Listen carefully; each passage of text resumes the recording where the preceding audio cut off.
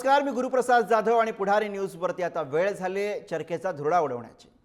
मंडळी, ठाकरेंचे नेते, पदाधिकारी, कार्यकर्ते शिंदेंकडे जाण्याचा ओघ काही थांबत नाहीये। विधानसभा निवडणुकीच्या निकालानंतर ठाकरेंच्या शिवसेनेला मोठी गळती लागली आहे आणि अशातच कोकणातले ठाकरेंचे निष्ठावान शिलेदार माजी आमदार राजन साळवी हे आता शिंदेंच्या शिवसेनेमध्ये गेलेत। आपल्या पराभवाचं खापर पक्षातल्या काही नेत्यांवरती फोडून त्यांनी हा निर्णय घेतलाय। पण एक निमित्त आहे, त्यामुळेच या घडामोडीकडे ऑपरेशन टायगरची सुरुवात म्हणून पाहिलं जातं। याच्या जोडीलाच दिल्लीमध्ये पोहोचलेले आदित्य ठाकरे डॅमेज कंट्रोल करू पाहत आहेत का, अशी सगळी चर्चा आहे। कारण दिल्लीतल्या खासदारांच्या स्नेहभोजनाचे किस्से सुद्धा राज्याच्या राजकारणामध्ये रंगलेले आहेत आणि अशात ऑपरेशन टायगर आणि त्यामुळे ठाकरेंच्या पक्षाची होणारी संभाव्य पडझड याविषयी आपल्याला प्रामुख्याने बोलावं लागणार आहे आणि याच विषयावरती आहे आज आपला चर्चेचा धुरळा। ऑपरेशन टायगर, ठाकरेंच्या शिवसेनेला घर घर।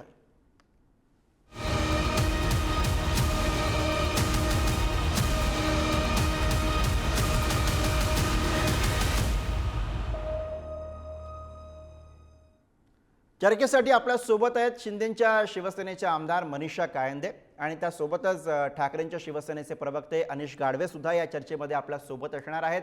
राजकीय विश्लेषक शशिकांत सावंत सुद्धा थोड्याच वेळामध्ये या चर्चेमध्ये आपल्या सोबत असतील। चर्चेच्या सुरुवातीलाच मी मनीषा कायंदे यांच्याकडे जातोय। मनीषा कायंदे जी, इथं आता जो प्रश्न सगळ्यांच्या मनामध्ये, राजन साळवी यांचा पक्षप्रवेश तर झालेला आहे, या रूपानं पहिला टायगर खऱ्या अर्थानं तुमच्या या ऑपरेशनच्या निमित्तानं आलाय असं आम्ही म्हणायचं, मानायचं का?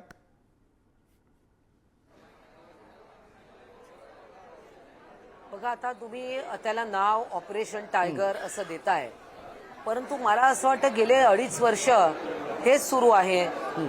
पहिल्यांदा 40 आमदार गेले, 13 खासदार गेले, त्यानंतर असंख्य शिवसैनिक हे माननीय शिंदे यांच्या नेतृत्वाला मानून आणि खऱ्या अर्थानं जे वंदनीय बाळासाहेब ठाकरे यांच्या विचारांना पुढे नेत आहेत, अशा एकनाथ शिंदे आणि आमच्या शिवसेने म्हणजे खऱ्या शिवसेनेत येत आहेत।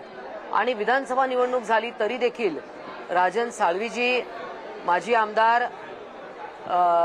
आता त्यांनी स्वतःच अनेक त्यांच्या इंटरव्ह्यूमध्ये सांगितलंय, परंतु आजच काही क्षणापूर्वी त्यांचा या ठिकाणी प्रवेश झालेला आहे आणि यापुढे अनेक जण येतील। बरं, या सगळ्या पार्श्वभूमीवरती आदित्य ठाकरे यांचा आजचा हा दिल्लीचा दौरा सुद्धा महत्त्वाचा मानला जातोय। कारण बऱ्याच कालावधीनंतर आदित्य ठाकरे स्वतः दिल्लीमध्ये गेले आणि तिथल्या खासदारांशी त्यांनी चर्चा केलेली। काय तुमच्याकडची माहिती आहे? अनेक दावे खरं तर तुमच्या पक्षाकडनं वारंवार केले जातात की एवढ्या मोठ्या प्रमाणावरती पक्षफुटी होणार आहे आणि इन्कमिंग होणार आहे। काय तुमच्याकडची माहिती आहे? दिल्लीमध्ये काय घडत आहे?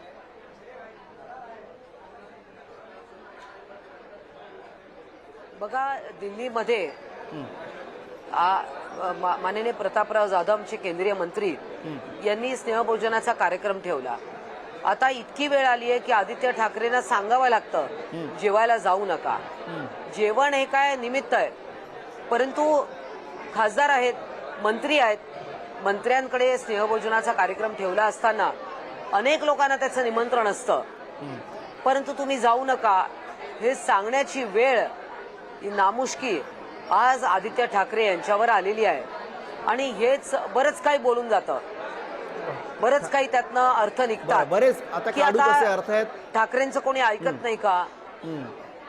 बरोबर, काढूच असे अर्थ आहेत या सगळ्याचे। आदित्य ठाकरेंचं कोणी ऐकत नाहीये का? उद्धव ठाकरेंचं कोणी ऐकत नाहीये का? किंवा त्यांचा आता कल तिकडे वाढत चाललाय? बरोबर बरोबर। आणि अनिश गाडवे, आपण ऐकलं असेल मनीषा कायंदे काय म्हणतायत, भीती वाटते, त्या भीतीमधनं डॅमेज कंट्रोल केलं जातंय का, असे सगळे प्रश्न या निमित्तानं चर्चेत आहेत। तुमची प्रतिक्रिया? शरम वाटली पाहिजे शिंदे गटाला, ज्या गोष्टीची शरम वाटली पाहिजे त्या गोष्टीचं ते अभिमानाने सांगत आहेत। सर्वप्रथम लक्षात घ्या, एखाद्या पक्षातून माणसं आयात करत बसणं हे काही तुमचं भूषण आहे का? आपल्याला आपली कुवत कधी सिद्ध करायची? आपण गट आहात, त्या गटाला पक्षाचं स्वरूप द्यायचा प्रयत्न करताय भाजपाच्या मदतीने। आपण आपली कुवत कधी सिद्ध करणार? स्वतःची माणसं कधी तयार करणार? सर्वप्रथम लक्षात घ्या, इथे निष्ठा कुठेही कमी पडली नाही, इथे कुठेतरी पैसा कमी पडलाय असंच म्हणावं लागेल आमच्याकडचा। कारण बघा ना, मनीषाताई आज बोलतात, तुम्ही जे जवळपास बोललात इतकी ना वर्ष त्याच्यावर त्यांना झालेली आक्षेप आहे, आहेत. त्या बोलतायत. जवळपास मला मी वाटतं थोडंसं दोन- थांबवतो. ताई बोला. असं आहे की ते शरम वगैरे शब्द वापरतायत. आयात पक्ष कोणाचा आहे? अहो, इलेक्शन कमिशननी आणि सगळ्या ज्या एजन्सीज आहेत केंद्रीय, त्यांनी शिवसेना का अनिश गावडेंना हे माहीत नसेल की राजकारण हे संख्याबळाचा खेळ असतो. आणि संख्याबळ कोणाकडे? संख्याबळ आज माननीय एकनाथजी शिंदे यांच्याकडे आहे. आणि ऑफिशियली पक्ष आणि इलेक्शन कमिशनने दिलेलं चिन्ह हे आज एकनाथ शिंदेकडे. त्यामुळे अनिश गावडे काय बोलतात ते त्याला काही अर्थ नाहीये. बर पैशाचा खेळ अनिशजी, कसला? तुम्ही जो मुद्दा मांडत म्हणजे होता, सगळ्यांना तुम्ही मला असं वाटतं हा, की बोला. पैशाचा खेळ आहे का? धन्यवाद. मनपूर्वक आभार कायंदेताईंचे, मनपूर्वक आभार की आपण सांगितलं राजकारण हा संख्याबळाचा खेळ आहे. म्हणजे आपण संख्याबळाच्या आधारावर महाराष्ट्र खेळवतोय अर्थातच आहे ना. हे मात्र इथे सुनिश्चित झालेले आहे. म्हणजे आज संख्या कुणाकडे असेल, आज शिवसेनेचे मशालीच्या जीवावर 9 खासदार निवडून आले आहेत, त्यातही 6 फुटणार आहेत, 7 फुटणार आहेत रोजच्या वार्ता. तुम्ही पहा, आज संख्याबळ या म्हणजे केंद्रामध्ये सत्तेत, राज्यामध्ये सत्तेत, संस्था प्रशासन सगळ्यांचा वापर करून ज्या प्रकारे हे सर्वांना लोळवण्याचा प्रयत्न करत आहेत, हे यांनी स्वतः मान्य केलेलं आहे. कायंदेताई, त्यासाठी तुमचे मनपूर्वक आभार मानतो मी. आता दुसरी गोष्ट, खरं तर कायंदेताईंचा आम्ही खरंच म्हणजे सन्मानच करतो, कारण त्यांनी शिवसेनेमध्ये आम्हासारख्या लहानशा शिवसैनिकांना त्यांना पाहून आम्ही मोठे होत गेलो. आणि दुसरी गोष्ट म्हणजे ज्या कायंदेताईंना स्वतः त्यांच्या मतदारसंघात त्या कधी भाजपामध्ये असताना निवडून आलेल्या नाहीत, आज त्या शिवसेनेमध्ये असताना उद्धव साहेबांनी त्यांना आमदार केलेलं आहे. ते त्यांनी स्वतःही त्यांनी मोठं मन दाखवून अनेकदा मान्य देखील केलेलं आहे. पण आज कदाचित संख्याबळाच्या त्या सगळ्या घराण्यामध्ये कदाचित कायंदेताई ही गोष्ट मान्य करणार नाही. मी त्यांच्या अडचणी समजू शकतो. कायंदेताई, मी तुम्हाला समजू शकतो. अनिश गाडवे, तुम्ही जे सगळं बोलताय ते एका बाजूला ठेवा. मला तुम्हाला साधा प्रश्न विचारायचा आहे. मगाशी जी अगदी सुरुवातीला मनीषा कायंदे यांनी मांडणी केली की आदित्य ठाकरे यांना दिल्लीत यावं लागतं, दिल्लीत येऊन सांगावं लागतं की स्नेहभोजनाला जाऊ नका, जेवायला जाऊ नका. ही वेळ पक्षावरती का आली? एवढी भीती ही का, कशातनं आलेली आहे ही सगळी? बघा, प्रत्येक पक्षाचे आपापले प्रोटोकॉल असतात. आज आपण केंद्रीय बाबतीत जर विचार केला तर तो पक्ष अशा प्रकारे व्हीप वगैरे कशासाठी ठेवतात, या गोष्टींचा तुम्ही मला जरा एक सांगावं. प्रत्येकाचे आपापले नियम असतील, प्रत्येकाचे आपापले प्रश्न, प्रत्येक पक्षाच्या आपापल्या पद्धती असतील. कदाचित राष्ट्रवादीच्या, काँग्रेसच्या, भाजपच्या, शिंदेच्या या सगळ्यांच्या वेगवेगळ्या असू शकतात. आमच्या वेगळ्या आहेत. आम्ही आमच्या पद्धतीने, आम्ही काही मीडियामध्ये बातम्या येण्यासाठी आपल्या पद्धतीने आपला पक्ष चालवत नाही. ज्या गोष्टी आमच्या बाबतीत घडलेल्या आहेत, ज्या गोष्टी आमच्या पक्षाच्या बाबतीत घडलेल्या आहेत, त्या गोष्टींना अशा प्रकारे बाजूला ठेवता येत नाही. यांच्यासाठी पक्ष चालवणं म्हणजे फक्त संख्याबळ असू शकतं. आम्ही राजकारण अनिश गाडवे मनीषाताई विचारतायत की खासदारांना तुम्ही म्हणता की शिंदेच्या खासदारांकडे जेवायला जाऊ नका, मग तुमचे पक्षप्रमुख बुके घेऊन जातात, तिकडे अभिनंदन करतात, त्याचं काय हेही तुम्हाला विचारावं लागेल ना या निमित्तानं. ते चालतं.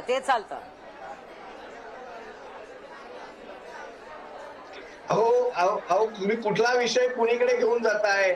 खासदार बघा, प्रतापराव जाधवांच्या घरी कुठलं स्नेहभोजन आहे, तिकडे काय कार्यक्रम आहे, हा विषय एकीकडे. आणि पक्षाच्या माझं म्हणणं आहे की तुमच्या खासदारांना पण जेवायला जायचंय, आज ते भडकले. पत्रकारांनी जेव्हा प्रश्न विचारला ना त्यांना, तेव्हा ते भडकले. एखाद्याने जेवायला बोलवलं तर जायचं नाही का, असं त्यांनी विचारलं अनिश गाडवे. पण शेवटी सगळ्यांना विश्वासात घेऊन गोष्टी करायच्या असतात, हे लक्षात घ्या.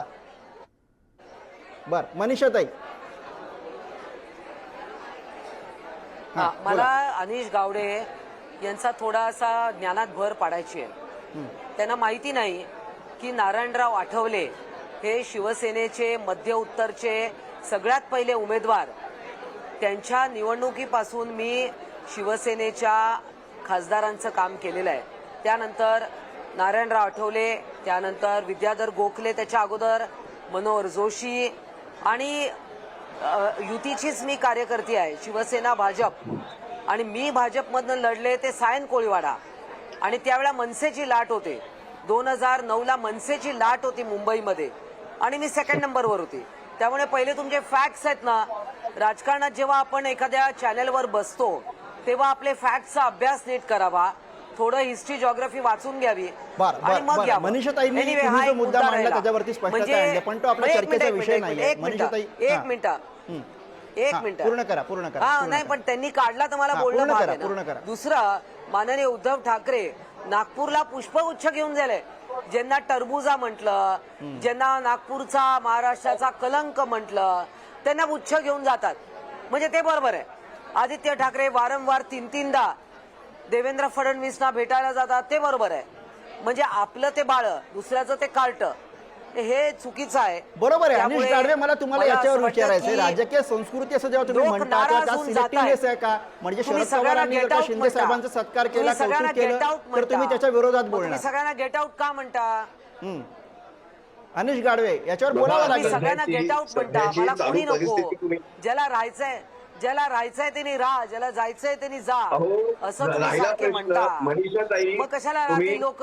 मनीषाताई, तुम्ही जुने फॅक्ट सांगितले, ते जुन्या काळातले संदर्भ जुन्या काळातच चांगले वाटतात. नाही, कारण आता त्या त्यांनी काळात तुम्हाला तशा थेट प्रश्न प्रकारचं विचारलाय राजकारण की होत तुम्ही होतं. तुमचे आता पक्ष तर तुम्ही तुमचे राजकारण पक्ष प्रमुख पहा. म्हणतात, आज ज्यांना तुम्ही जायचं त्यांनी जा. तुम्ही ज्यांना जायचं त्यांनी जा. मग लोक कशी थांबतील? जर का जुने फॅक्ट तुम्ही काढले तर मला ते तुमच्या तोंडावर फेकून मारायचे आहेत ना. तुम्ही जर का अनिश जुने गाडवे, facts चुकीचे बोलताय मनीषाताई, तर मनीषाताई, आपला विषय तो नाही आहे, आपला विषय तो नाही. अनिश गाडवे, मी तुम्हाला पुन्हा चर्चेमध्ये आणतो. अनिश गाडवे, मी तुम्हाला पुन्हा चर्चेमध्ये आणतो. मला तुम्हाला तुम्ही सगळे विषय एकच जुन्या फॅक्टवर जायचं, जुने फॅक्ट जगूयात.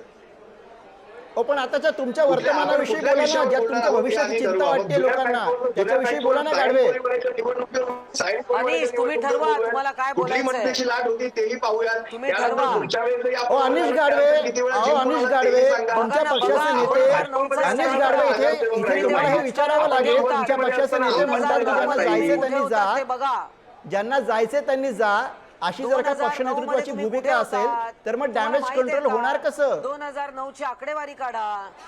अनिश गाडवे, हा, त्याच्यावर बोला. बघा, राहिला प्रश्न एक मिनिट, मी तुम्हाला ह्या विषयावर सांगतो. राहिला प्रश्न, आपण कुणाला कुठे जायचंय कुठे नाही जायचं, बघा शेवटी जाणाऱ्यांसाठी कारण अनेक असतात आणि थांबणाऱ्यांसाठी त्यांना कारण द्यावं लागत नाही. जाणाऱ्यांना तुम्ही कितीही थांबवा, जेव्हा तुमच्या मनामध्ये ती बैमानी आली, ती बगावत आली, तर तुम्हाला ते जायचंय. तुम्ही ते झोपेचं सोंग घेतलेल्याला तुम्हाला उठवता येत नाही, हे लक्षात घ्या. त्यामुळे राजकारणामध्ये अनिश गाडवे, तुम्ही जी मांडणी करताय ना, तुम्ही जी मांडणी करताय ती तात्विकदृष्ट्या बरोबर मानूया आपण.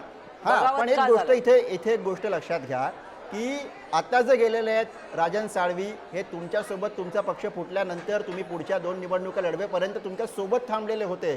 त्याच्यानंतर ते पक्षातनं गेलेले आहेत, असे गेलेले नाही आहेत. मातोश्रीवर जाऊन नाराजी मांडून त्याचं समाधान झालं नाही म्हणून गेलेले आहेत. ते गेले, याचं दुःख तिकडच्या नेत्यांना सुद्धा वाटलेलं आहे. वैभव नाईकांनीही ते दुःख मांडलेलं आहे. ते दुःख तिकडे भास्कर जाधवांनाही मांडलेलं आहे. त्याच्याविषयी बोलावं लागेल ना. अगदी नाही, यांना बोलायचं नाहीये. पण आज यांना तुम्ही लक्षात घ्या, आत्मपरीक्षण करायचं नाहीये. मग यांना आज फक्त अडीच लोकांना वर्षाची get out वाट पाहिली म्हणायचं. ना. बहुतेक त्यांचा काहीतरी ऑडिओचा प्रॉब्लेम झाला. मनीषाताई, तुम्ही बोलत होता, बोला. असं आहे की 2.5 वर्ष तुमच्या सोबत थांबले, तुमच्या बरोबर निवडणुका लढले, तुम्ही त्यांना तिकीट दिलं, त्याच्यानंतर राजापूरमधून. आता विनायक राऊतांवर त्यांनी काय आरोप केले? विनायक राऊतांवर आरोप केले ना की त्यांच्या विरोधात काम केलं. मग याचा उहापोह कुठे झाला का? मातोश्रीवर याचा उहापोह व्हायला पाहिजे. याच्यावर कोणी काही चुका मान्य केल्या का? तुम्हाला फक्त लोकांना गेट आउट म्हणायचंय, जा सगळ्यांनी निघा. मग जात आहेत सगळे लोक, कारण तुम्ही थांबवायचा प्रयत्नच करत नाही. माझ्या ह्या प्रश्नाकडे तुम्हाला आपल्याला फक्त उत्तर जा आहे का? म्हणायचंय त्यांना. निलेश काळेंनी बाळासाहेबांवर जे आरोप केले त्यानंतर अनिश गाडवे, तुम्ही मागचे संदर्भ देऊ नका. मी तुम्हाला थेट आता हे जे काही उड्या मारणं सुरू आहे ना तुमच्या पक्षातनं, त्याच्यावरनं प्रश्न विचारतोय.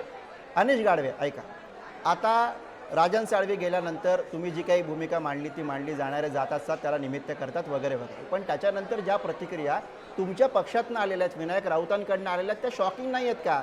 ते त्यांच्यावरती आरोप करतात, प्रत्येक निवडणुकीमध्ये यांनी पैसे घेतले आणि कुठल्याही.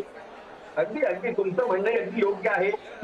माणसं जाणं हा कुठल्याही पक्षासाठी हा घोषणाभाग क्षण नाहीये. हा. आणि बघा शेवटी स्थानिक पातळ्यांवर तिथे तिथे डॅमेज होत असतं. त्या पोकळ्या भरून काढण्यासाठी वेळ जात असतो. ही गोष्ट आम्ही नाकारत नाही कुठे. हो, पण जाणाऱ्या माणसाबद्दल तुम्ही ज्या पद्धतीने बोलतात तेही तुम्हाला गंभीर वाटत नाहीये का? विनायक राऊत म्हणतात ते प्रत्येक निवडणुकीमध्ये राणेंकडनं पैसे देत होते. मग अशा माणूस जेव्हा तुमच्या पक्षातनं जातोय तेव्हा तुम्ही हे सगळं मांडताय आणि मग जनतेच्या पुढ्यात तुम्ही उमेदवार तुमच्या चिन्हावरचा म्हणून देत होतात ना त्यांना इतकी वर्ष, त्याचं काय?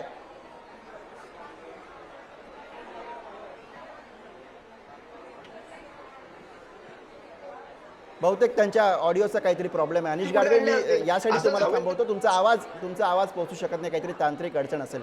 मनीषाताई, या सगळ्या म्हणजे एखाद्या माणसाने पक्ष सोडला, तो बाहेर पडला की त्याच्यावरती ज्या पद्धतीने हे आरोप केले जातात, म्हणजे आता पैसे घेतले, निवडणुका लढवल्या, अशा पद्धतीचे आरोप राजन साळवींच्या बाबतीत सुद्धा होताना दिसत आहेत. हे सगळे आरोप करणं नैतिकदृष्ट्या काय, म्हणजे याच्याकडे कसं बघायचं? ज्यांचा तुम्ही प्रचार केला, ज्यांना निवडून द्या असं लोकांना सांगितलं, ते पक्षातनं सोडून गेले, तुम्हाला सोडून गेले, मग त्यांच्याविषयी असा प्रचार करायचा?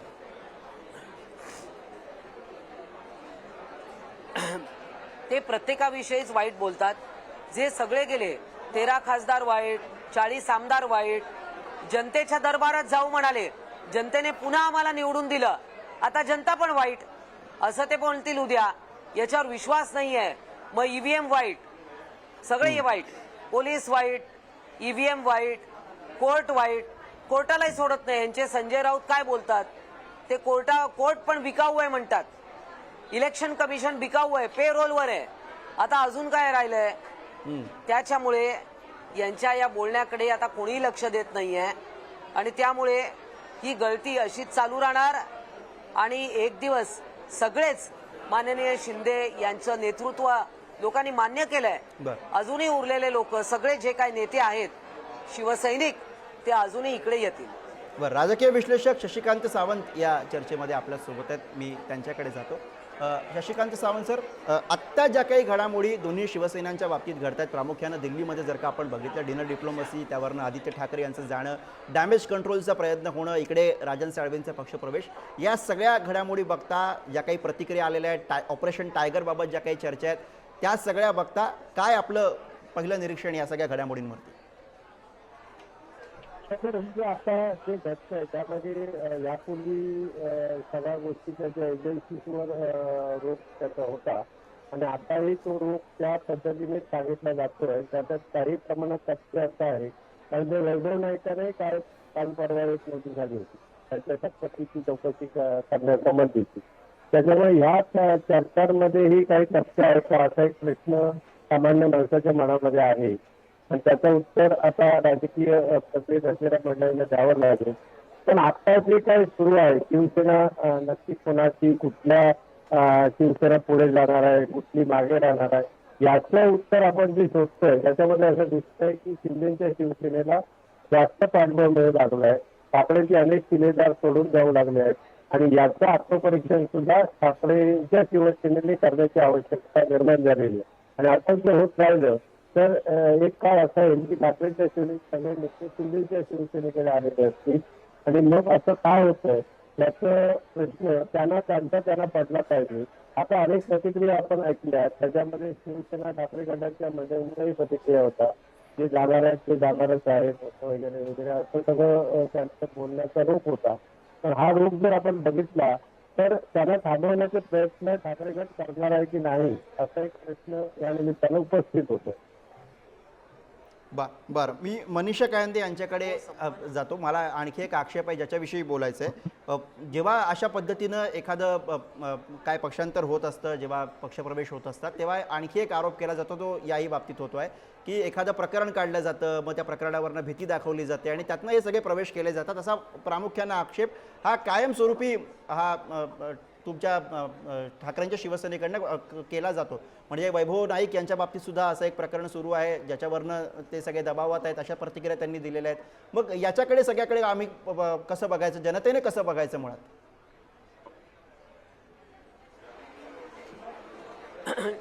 बघा, हे नेहमी या मुद्द्याबद्दल बोललं जातं की काहीतरी प्रकरण काढायचं आणि मग ते लोकांना इकडे घ्यायचं. याच्यात काही तथ्य नाहीये. म्हणजे काही गोष्टीत असेल, मी ते अमान्य करत नाही, परंतु 99% तसा काही विषय नाहीये. आता ईडीचा धाक वगैरे कोणावर काही प्रकरणं चालू आहे, ते न्यायप्रविष्ट आहे. न्यायप्रविष्ट जरी असले तरी लोक एक पक्ष सोडून दुसरीकडे जातात. आणि हा तर शिवसेनेतला विषय आहे ना, शिवसेनेतूनच शिवसेनेत येत आहेत.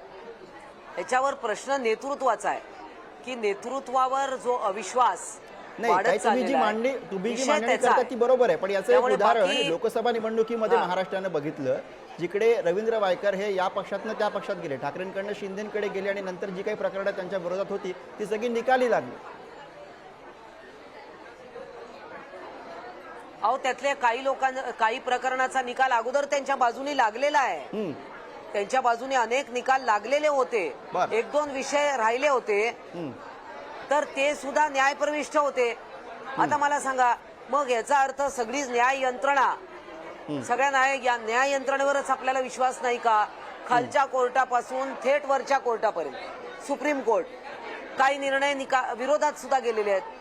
परंतु केवळ याच गोष्टीमुळे आणि त्याचं काहीतरी आमिष दाखवलं जात आहे, मग त्यांना त्याच्यात माफ केलं जात आहे, हे सगळे परसेप्शन हे पसरवण्यात आलेले आहेत. बर. मी शशिकांत सावंत यांच्याकडे जातो. अगदी शेवटाकडे आपण आहोत. शशिकांतजी, मला आपल्याला ऐका ना आपल्याकडनं अँकर, समजून- हॅलो, हां. मला आता जरा शो सोडण्याची बरं. परवानगी द्या आपण. बरं, अनुमती आहे आपल्याला. मी शशिकांत सावंत यांच्याकडे या विश्लेषणासाठी हा, जातो. मला लीव्ह करा, मला लीव्ह करा. बर. तर शशिकांतजी यांच्याकडे मी जातो. शशिकांतजी, आत्ता ज्या काही घडामोडी या दोन पक्षांच्या बाबतीत, दोन शिवसेनेच्या बाबतीत घडत आहेत, ऑपरेशन टायगरच्या निमित्तानं आपण प्रामुख्याने बोलतोय, तेव्हा एक लक्षात घ्यायला पाहिजे की स्थानिक स्वराज्य संस्थांच्या निवडणुका आता होऊ घातलेल्या आहेत आणि त्या पार्श्वभूमीवरती दोन्ही शिवसेनांमध्ये हा संघर्ष जो आहे तो आपल्याला प्रामुख्याने दिसतोय. कशी स्ट्रॅटेजी या ऑपरेशनच्या निमित्तानं आणि या सगळ्या डॅमेज कंट्रोलच्या निमित्तानं या दोन्ही पक्षांच्या नेत्यांकडनं होताना दिसते?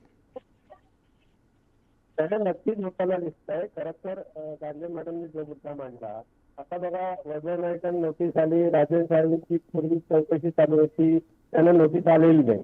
म्हणजे ते प्रवेश करतायत, ह्या अनुषंगाने त्यांना नोटीस यायचं बंद झालं. तर ते प्रवेश करत नाहीये, त्यांना नोटीस चालूच आहे. म्हणजे याच्यात सुद्धा काहीतरी जनतेच्या दृष्टीने हे प्रश्न आहेत. दुसरं, तुम्ही स्वराज्य संस्थेचा मुद्दा काढला, आता तुम्ही बघा, सिंधुदुर्ग घ्या, रत्नागिरी, अखंड महाराष्ट्रात जिल्हा परिषदेच्या आणि महानगरपालिका आणि नगरपालिका या सगळ्या निवडणुका आता या टप्प्याटप्प्याने होती. आणि त्या निवडणुकीची ही पूर्वतयारी आहे. जे ऑपरेशन टायगर आहे त्या मागचीच एक भूमिका आहे. आणि म्हणून हे सुरू झालेलं हे जनता नक्की त्याच्यामध्ये अर्थ असा काढत असेल, हे नक्की आहे. आणि हे जरी किती आपण म्हटलं तरी दोन्ही बाजूने याच्यामध्ये मुद्दे दिसत आहेत. एका बाजूला ठाकरे गटाकडून लोकांना तापवण्याची प्रक्रिया होताना दिसत नाहीये, दुसऱ्या बाजूला त्यांच्यावर काही पदावरून पक्ष प्रवेश होत आहेत. हे दोन्ही मुद्दे आहेत आणि ही निवडणुकांसाठी आहे, हे सर्वश्रुत आहे, सर्वांना माहीत असलेली गोष्ट आहे. निवडणुकीच्या याच्यामध्ये मतांचं बेरीज 20 मतांची करते, त्यामुळे गरजेचे राजकारण सर्व राजकीय पक्ष करतात, तसं शिवसेनाही करते. आणि विशेषतः शिंदेची शिवसेना सत्तेत आहे, त्यामध्ये अधिक प्रमाणात करते, हे यातून दिसत आहे. दुर्दैव हे आहे की जे सत्तेत आलेले आहेत ते ऑपरेशन करत बसलेत, ऑपरेशनची तयारी करत बसलेत आणि जे विरोधात आहेत ते आपलं ऑपरेशन कसं होणार नाही याच्या प्रयत्नात दिसतं. शशिकांतजी, म्हणजे ऑपरेशन होणार नाही याचे ते प्रयत्न करतात आणि डिस्चार्ज ऑपरेशन होत आहेत. आणि ते ऑपरेशन करताना या ज्या चौकशी समित्यांचं किंवा पोलिसांचं असं असेल, हे सगळे मुद्दे तर सर्वश्रुत दिसत आहे सगळ्या जनतेला.